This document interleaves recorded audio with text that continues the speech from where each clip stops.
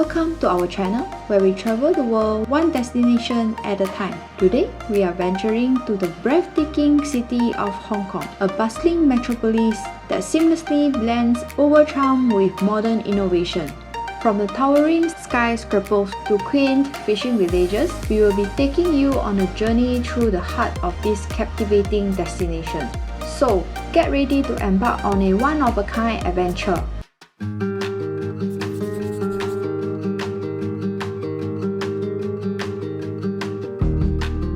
We are currently walking up the 10,000 Buddha Monastery, and it might get a little bit confusing as to how to get here from Sha Tin Station. The first thing you need to do is you need to exit from the bus interchange side and you walk all the way down, and then you will walk past a Home Depot building that has a IKEA, and after that there is a narrow path that you need to turn in to actually reach this pathway to the monastery.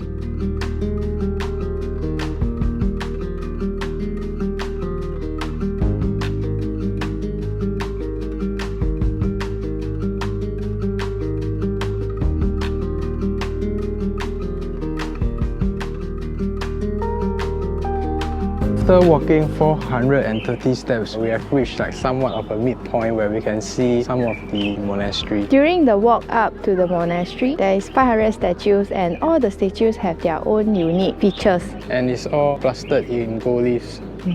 Very high maintenance.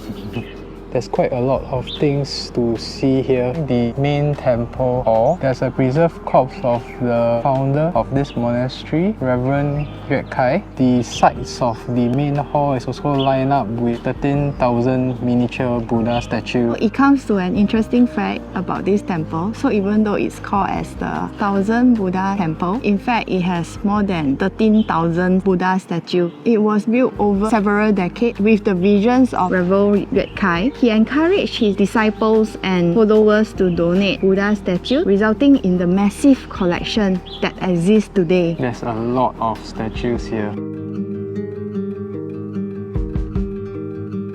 This is our second attraction. We are in another housing estate called Yun Zhao. This housing estate is famous for their floral pathway, even though it's not a very long pathway, but it's very nice and beautiful. Very nice, but probably a bit random because this is a housing estate. Another 3 to 5 minutes walk, you will reach the Cheung Sha Wan MTR station, so it's quite accessible.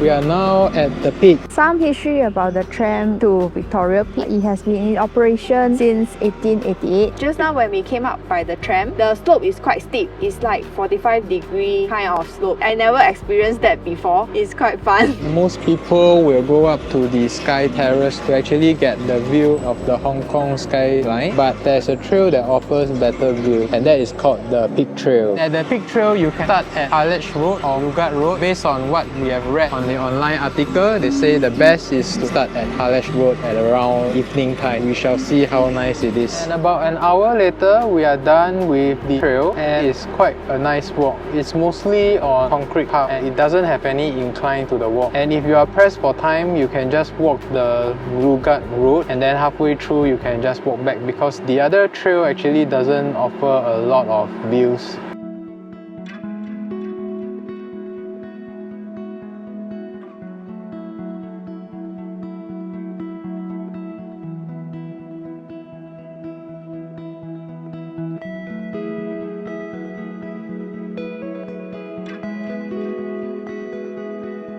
Today we are at Lang Tao Island at Nong Ping Village. It's quite a journey here. We first set the MTR to Tong Chung Station, where there's a very big outlet mall. While we were there, we had breakfast at a local cafe, which we wouldn't really recommend. There's actually a cable car into Nong Ping Village, but it is down for maintenance, so we weren't able to sit the cable car. The alternative is a 45-minute bus ride, although it's slightly cheaper, but not really worth the time. If you have the option to sit the cable car, do take it. It's only a 20 minutes ride in.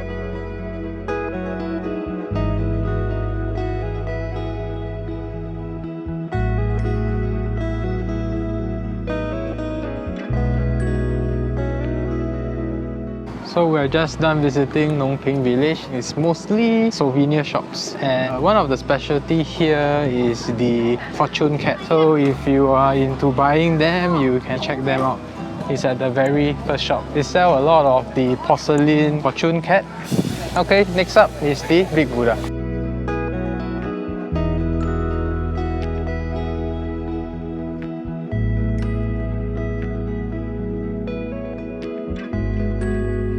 We are now at the bottom of the Big Buddha. It's 230 steps up and it's the largest bronze sitting Buddha in the world. It's 34 meters tall. It's constructed using 202 bronze pieces, and each bronze piece actually shipped here via helicopter or boat. It's very tough to construct this statue. The statue's face was modeled after the features of a Nepalese prince. For the posture of the Buddha, the right hand is raised to symbolize the removal of afflictions, and the left hand rests on his lap in a gesture of peace.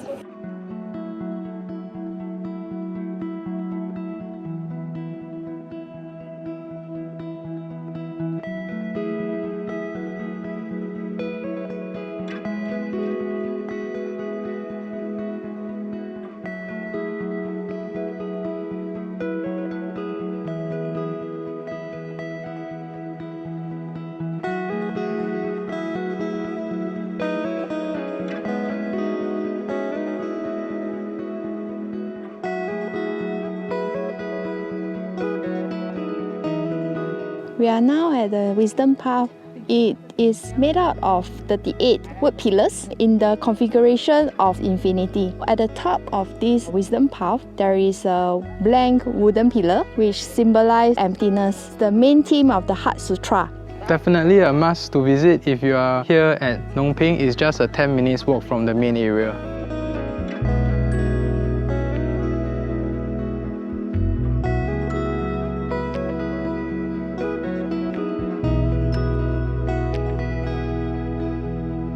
We just finished our tea break at the Pauline vegetarian stall, and we had 3 pastry. The charcoal is quite nice. It's a black eyed pea pastry and the taste is quite unique. I never tried this kind of black eyed pea before, and the beancurd syrup is in ginger flavor, so do take note. So now that we are done visiting the Pauline Monastery, we'll see if we can head to the fishing village Tai O.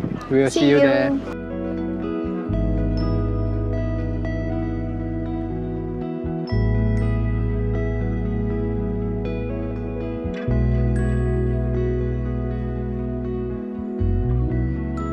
We are now at Tai O village and see what we bought. A Hong Kong style mochi that come with mango. The shopkeeper is very friendly. I asked the shopkeeper, where is this mango from? Is it from here? She very honest and she told us that it's from Thailand. Let me try the mochi. It's very chewy. It's more chewy than the usual mochi and more dense. Together with the mango, we found another way to eat mochi now. Overall, Tai O village is a very peaceful village. The pace is much slower compared to Hong Kong city. We like it here.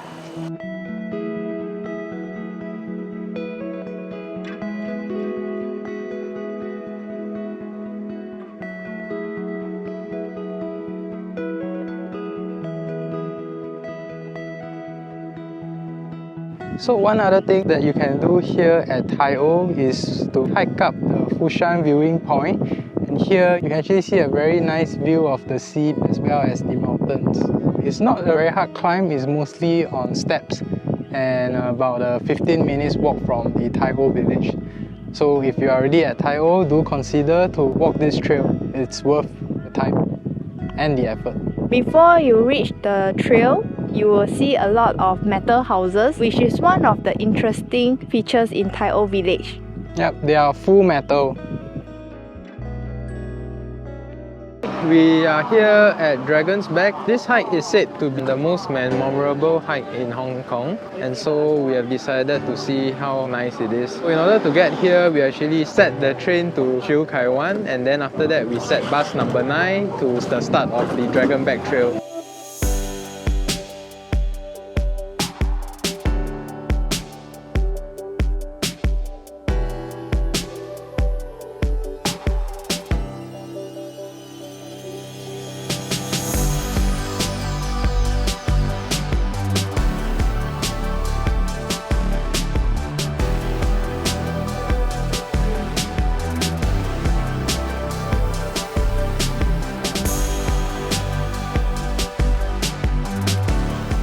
After 2 hours and 20 minutes, we finally reached the end of Dragon Back hike. Overall, the hike was moderately challenging. It's mostly on dirt path with a few rocks to step up or step down, but it was okay compared to the Yakushima one that we did. This trail offers a stunning view, but all the views are similar. But the view is very nice. Fortunately for us, it was a cloudy weather. There wasn't much sun, so even though we did it at around 12 PM, it's not that hot. And it's pretty windy too because it's at the peak and there's not much tree around. After you complete the Dragon Back Trail, there's an option to continue the trail on the Hong Kong 8 Trail. So if you choose to do that, it's another 1 hour hike to the Sek O Beach. But for us, we are walking to the nearest bus stop to sit a bus there. The lazy people kind of hiking. Yeah.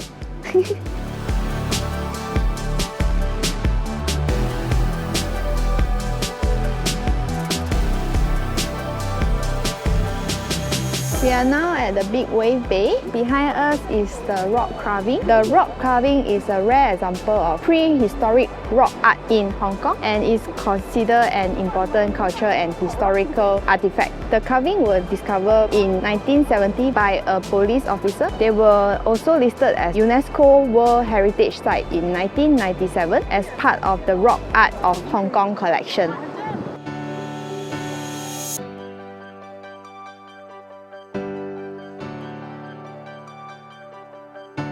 And this is the Monster Building. The Monster Building is also known as I Cheong Building.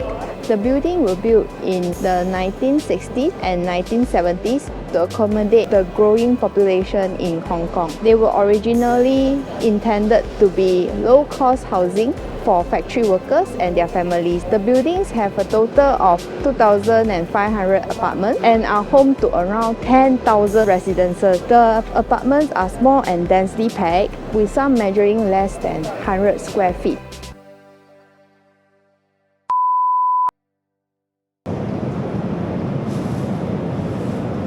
Arabica.